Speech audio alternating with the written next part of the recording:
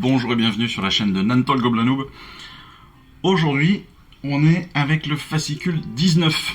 Alors oui, c'est un retour en arrière, oui, c'est un rattrapage du retard, et malheureusement, non, pour l'instant, il n'y aura pas de bataille. On va se concentrer pour essayer de rattraper les quelques vidéos qu'on a pu louper pendant les vacances d'été.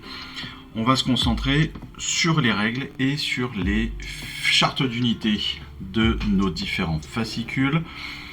Peut-être, je dis bien peut-être, que des mises à jour des vidéos se feront dans le temps avec les batailles en question, mais pour l'instant on va essayer de se concentrer sur l'actu et on va essayer de rattraper déjà le retard qu'on a pu prendre sur ces vidéos. Donc fascicule numéro 19, les règles de base 17. Alors les rounds de bataille, très clairement les rounds de bataille on les connaît déjà. Pourquoi? Parce qu'en fait un round de bataille c'est l'intégralité d'un tour du joueur 1 et d'un tour du joueur 2. C'est ça un round de bataille. En fait il faut savoir que dans les parties qu'on joue en 1000, 1500, 2000 points, les parties classiques, on va jouer la plupart du temps entre 3 et 5 tours de bataille, 5 rounds de bataille. Donc à l'intérieur de ces rounds, eh bien, on a évidemment nos deux tours. Tour du joueur 1 qui comprend donc les phases habituelles, héros, mouvement, tir, charge, combat, déroute. Puis le tour du joueur 2 avec héros, mouvement, tir, charge, combat, déroute. Ça, c'est le très classique. Avant ça, en début de round de bataille, en fait, ce que l'on va faire, c'est qu'on va déterminer qui va avoir la priorité. Donc au début de chaque round, en fait, chaque joueur va tirer un dé et le jet de dés va déterminer en fait qui a la priorité et qui prendra le premier tour. Donc c'est extrêmement important parce que évidemment on va se retrouver potentiellement dans des situations où un joueur qui termine un round de bataille peut débuter un round de bataille. Ce qui veut dire que techniquement on peut avoir ce que l'on appelle donc le double tour. Le double tour c'est quoi? Eh bien c'est exactement ce que je viens de vous expliquer. Si vous avez eu le deuxième tour lors du premier round, lors d'un round, n'importe lequel, lors d'un round, lorsque vous avez le deuxième tour, donc vous êtes le deuxième joueur, que vous gagnez le jet de priorité, vous pouvez choisir de prendre le premier tour du round suivant. Autrement dit, on va prendre cet exemple-là, round 1, vous jouez en deuxième, round 2, vous jouez en premier parce que vous avez gagné la priorité, et donc techniquement, eh bien, vous allez jouer 2 tours à la suite. Et c'est ça qu'est le double tour. C'est hyper intéressant, c'est hyper important parce que clairement, vous allez avoir un impact à ce moment-là qui peut être extrêmement fort, évidemment, parce que jouer 2 fois de suite, ça ne laisse pas à votre adversaire le temps de se refaire, ça ne laisse pas à votre adversaire le temps de vous éliminer, de faire des actions, de se déplacer, de se protéger, etc. Et à vous, justement, ça vous laisse la possibilité d'avoir l'initiative sur l'ensemble de ces phénomènes. Donc ça, c'est hyper important, et c'est ça la règle qui est intégrée donc cette fois-ci à notre fascicule. La nouvelle règle, même si donc, encore une fois, il n'y a pas de grosse nouveauté, c'est vraiment ce jet de priorité là qui est important et qui détermine véritablement, qui peut changer même clairement le sens d'une partie. On est vraiment sur ce niveau-là d'importance au niveau du jeu, parce que, encore une fois, lorsque vous jouez 2 fois de suite, vous pouvez tout changer. Voilà. On enchaîne avec la charte, avec les différentes chartes d'unité de nos différentes figurines. On a cette semaine, la charte d'unité de l'empaleuse. Donc on va passer évidemment sur l'ensemble des éléments. Il y a un point qui est important. C'est évidemment les armes à projectiles. Alors, outre le fait on ait des armes croûtées de venin, c'est-à-dire que, on rappelle, arme croûtée de venin, c'est un trait de bataille des Aurochs, des Cruel Boys. Et donc, si on a un jet de touche non modifié à 6, blessure mortelle. Ça c'est génial, c'est quand même assez fort. Mais c'est surtout qu'on a deux typologies de tirs. Techniquement, on a un tir après un mouvement et un tir sans mouvement. Tir avec un mouvement, eh bien, on est sur un tir précipité, la portée est moins importante, elle est de 12 pouces, la touche est moins facile, elle est à 4+, la blessure est à 3+. Si vous ne bougez pas, le tir devient ajusté, et donc on a une portée qui est supérieure, elle passe à 24 pouces, et le jet de touche est à 2+. C'est-à-dire que clairement, la proportion, le potentiel de touche lorsque l'on ne bouge pas avec l'empaleuse est évidemment bien plus intéressant et bien plus important. Donc ça, c'est clairement pas, c'est vraiment pas un truc à dénigrer et surtout sur lequel il faut pas profiter.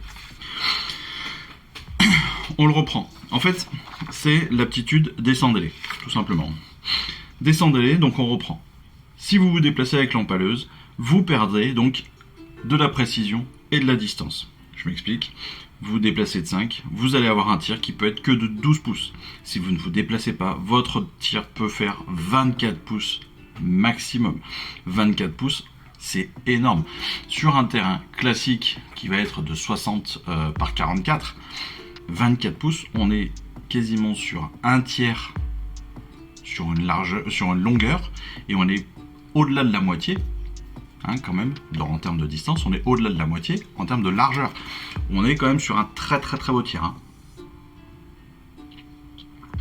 Deuxième aptitude qui est importante, outre encore une fois les armes croûtées de venin, c'est embrocher. Alors, pour embrocher, c'est très simple. On va jeter autant de dés de la caractéristique de blessure de la cible. D'accord ? Donc, ici dans l'exemple, on a quoi? Donc, attendez, on va lire le texte complètement et puis on va l'expliquer après. Jetez autant de dés que la caractéristique de blessure de la cible. Vous infligez autant de dégâts que le nombre de 5 et de 6 obtenus, plus 2, plafonné à 12 dégâts, et cela fonctionne aussi avec les armes croûtées de venin sur un jet de touche de 6. Faites le même jet que pour embrocher et infliger autant de blessures mortelles.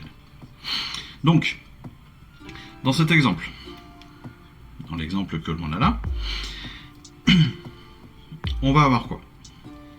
On a une chevalasse arcanum qui a une caractéristique de blessure de 6. Donc on va lancer autant de dés que sa caractéristique de blessure.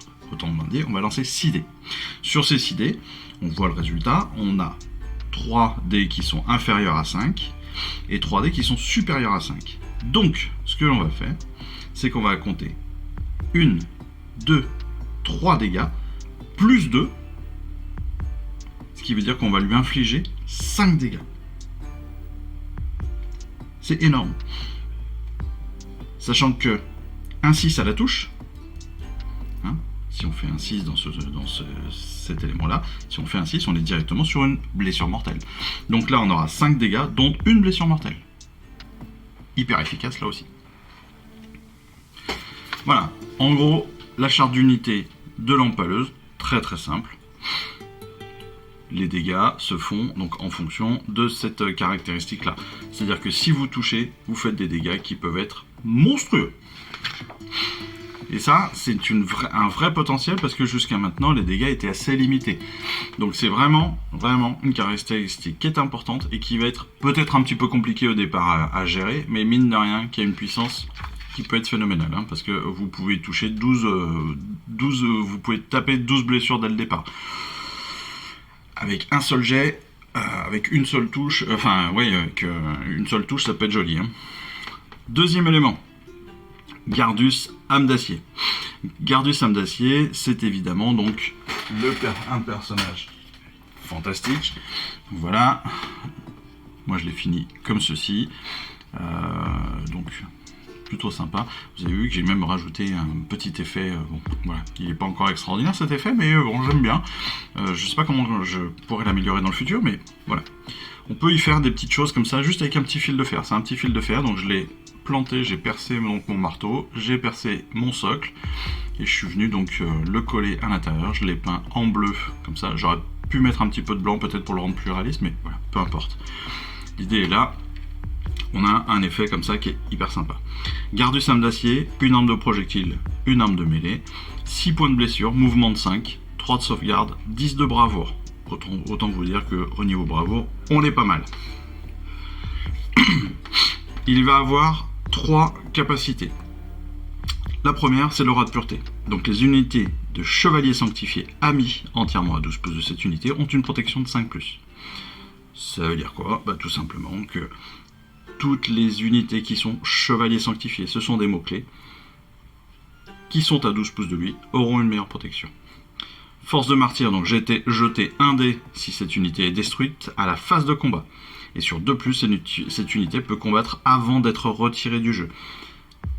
Ça veut dire quoi? Ça veut dire que si sur une phase de combat, on me tue, c'est-à-dire que si je n'ai pas l'initiative et qu'on me tue pendant cette phase de combat, je jette un dé. Si je fais 2 ou plus, eh bien je peux quand même combattre.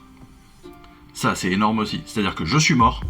En fait, techniquement, j'ai pris un coup mortel. Je vais mourir. Mais sur mon dernier souffle, je mets quand même une petite baston. C'est pas mal.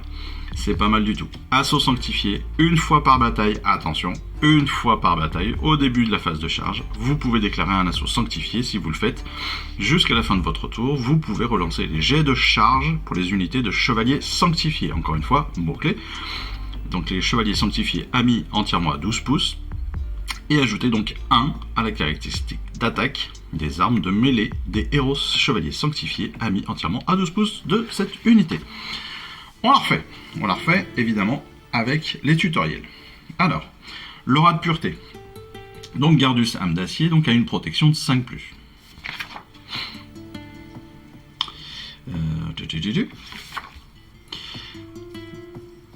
Cela signifie donc, chaque fois qu'il rate une sauvegarde et qu'il subit une blessure, vous devez jeter un autre dé. C'est un jet de protection. Et sur 5 ou 6, la blessure est ignorée.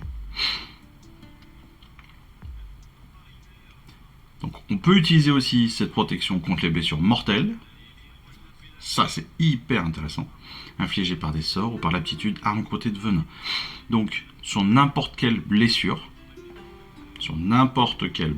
j'aurais dit, dans cet exemple, le bleu qui tue, donc qui a infligé 2 blessures normales, 2 blessures mortelles, d'accord.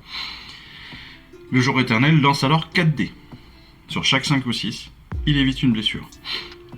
On la refait, je réexplique très simplement. Sur chaque blessure que Gardus va subir, il va avoir une autre possibilité, une autre protection, en plus de son jet, donc de sauvegarde, hein, très clairement. En plus de son jet de sauvegarde, il va pouvoir donc relancer un dé. C'est un dé de protection. Et sur 5 et 6, on va ignorer la blessure qui serait quand même passée au-delà de ces jets de protection. Force de martyr. Force du martyr, c'est ce que je disais. Donc, vous n'avez pas l'initiative. Vous êtes au corps à corps. Vous êtes donc sur une phase de combat. Vous prenez des blessures. Ces blessures font que vous mourrez. Vous lancez un dé. D'accord? Si vous faites plus de 2, c'est bien ce que l'on a dit. Force du martyr, sur un 2+, si vous faites plus de 2, vous pouvez quand même combattre. C'est absolument génial, hein, quand même. Là, on est sur 2 aptitudes hallucinantes. La première, c'est on a une double sécurité contre les blessures. Et là, je meurs, mais je peux quand même combattre une petite dernière fois, histoire de. L'assaut sanctifié, donc une fois par bataille. Qu'est-ce que l'on va pouvoir faire, encore une fois?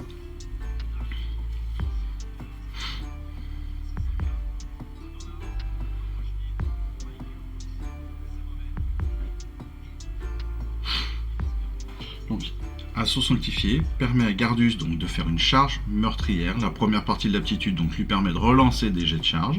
Autrement dit, il rate une charge, il peut la relancer. D'accord. Et ça lui confère une attaque supplémentaire vu que Gardus a les mots-clés héros, chevalier, sanctifié. Voilà. Donc ça aussi c'est hyper important parce que 1, il va pouvoir relancer ses dés sur une charge, et 2, il va pouvoir bénéficier d'un dé de plus lors d'une attaque, plus 1 en attaque de mêlée. C'est pas un dé de plus, pardon, c'est un de plus en caractéristique. Donc on va améliorer notre jet de 1. Voilà. La bataille de la semaine, que l'on ne fera pas, je vous l'ai dit, malheureusement, on va pas la faire tout de suite. Je vais essayer de les récupérer dans le futur. Je vais essayer. En tout cas, je vais essayer de faire en sorte que les prochaines vidéos, à partir du colis numéro 9, si je me trompe pas, se fassent. Mais bon, comme je vous l'ai dit aussi dans plusieurs autres vidéos, les parties commencent à être de très grande importance, avec des terrains qui sont de plus en plus grands. Donc moi je vais avoir de plus en plus de difficultés à les gérer, à les monter en vidéo, parce que ça prend quand même pas mal de temps. Donc voilà, j'essaie de faire au mieux dans tous les cas. J'en ferai peut-être une de temps en temps, peut-être pas toutes, mais voilà. En tout cas, la bataille d'aujourd'hui, âme d'acier. Gardus âme d'acier donc commande une petite unité de héros éternels. Leur mission, détruire un camp de Cruel Boys. Donc, bonne opposition quand même entre Gardus, entre le Seigneur Impérator, son Griffdog, la Chevalerie Arcanum et les 4 Prétors. Opposé à Manoc le Rusé, à sa bande de rusés, à l'Empaleuse, aux Éventreurs et aux Égorgeurs que l'on a pour l'instant. On est sur le terrain classique pour l'instant, terrain simple. Terrain qui va vite aussi évoluer, ça vous le savez, parce que maintenant qu'on a eu plusieurs numéros depuis ce numéro 19, eh bien on sait aussi qu'on va jouer maintenant sur plusieurs tableaux, voilà, sur plusieurs tapis à la fois. Donc voilà, écoutez, c'est tout pour aujourd'hui. On rappelle donc le round de bataille, encore une fois les rounds de bataille, le jet de priorité, très très important le jet de priorité, parce qu'il peut permettre d'avoir, encore une fois, ce double tour, ce qui est une vraie spécificité de la V3. Je suis pas sûr que ce phénomène existe encore exactement dans la même circonstance dans la V4, mais dans la V3 c'est le cas. Voilà, donc un jet de priorité qui permet de déterminer qui commence le round. Donc celui qui gagne le jet peut choisir qui commence et qui sera le deuxième. On joue le premier tour du joueur 1, on joue le premier tour du joueur 2, c'est la fin du round de bataille numéro 1, on passe au round de bataille numéro 2, on relance un jet de dés, et on redétermine qui a la priorité. Celui qui a fini le premier tour et qui débute, s'il débute le deuxième tour, il a ce qu'on appelle un double tour, et là encore une fois, ça peut être hyper mortel. Voilà, c'était le résumé hyper rapide de ce que je viens de vous dire depuis un petit moment. Donc j'espère que cette vidéo vous aura plu, j'espère qu'elle a été assez compréhensible, que vous avez pu découvrir encore une fois de nouvelles règles, approfondir de nouvelles règles. Attention donc évidemment aux nouvelles chartes d'unité qui sont complètes maintenant pour l'Empaleuse et pour Gardus. Encore une fois, n'oubliez pas vos aptitudes, gérez-les comme il faut, apprenez bien vos chartes d'unité parce que c'est important de bien les connaître pour bien les utiliser. Voilà, écoutez, pour l'instant c'est tout pour aujourd'hui. Moi il me reste plus qu'à vous souhaiter une excellente fin de journée et puis une très très bonne fin de semaine pour ceux qui me regardent en fin de semaine et même ceux qui me regardent en début de semaine. Bonne semaine à vous. Allez, je vous embrasse tous, je vous dis à très vite. Ciao, bye bye. Je vous remercie d'avoir suivi cette vidéo. Si ça vous a plu, eh bien abonnez-vous, lâchez un petit like et un commentaire et suivez-moi sur Instagram où je poste régulièrement des photos de mes dernières réalisations et dernières peintures. Et puis comme il est maintenant de tradition sur la chaîne, je vous souhaite une excellente fin de journée et surtout, lisez bien, collectionnez bien, assemblez bien, peignez bien et jouez bien. Allez, je vous embrasse et puis je vous dis à très vite. Allez, ciao, bye bye.